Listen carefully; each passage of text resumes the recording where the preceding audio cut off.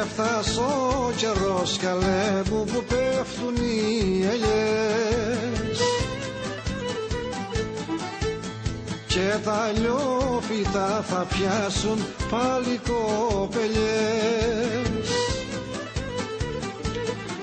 Μιλωνάδες και μαζόχθρες θα τα λέμε πότες πότες κι αφορμή θα είναι οι ελιές να έχουμε χρυσές δουλειές.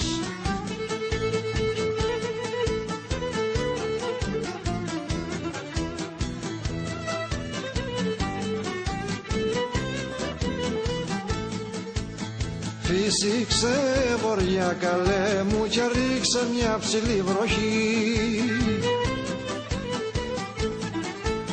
και για μας τους Μιλωνάδες ήρθε τώρα η εποχή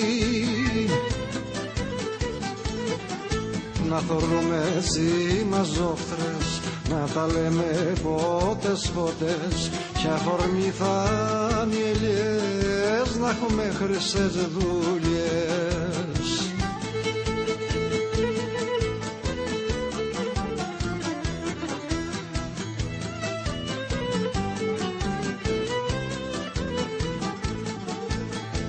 Όλες οι γειτονοπούλες τα καλάθια θα βαστούν και στη φάμπρικα θα πιένουν κάθε τόσο να ρωτούν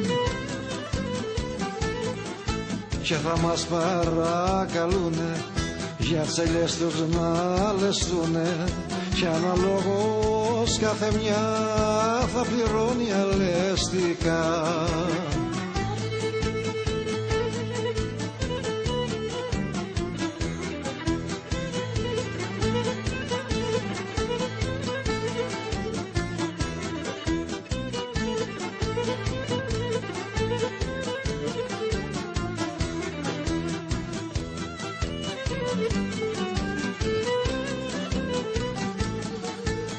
Πάρε το καλάθι κι έλα, όμορφη μου κοπελιά,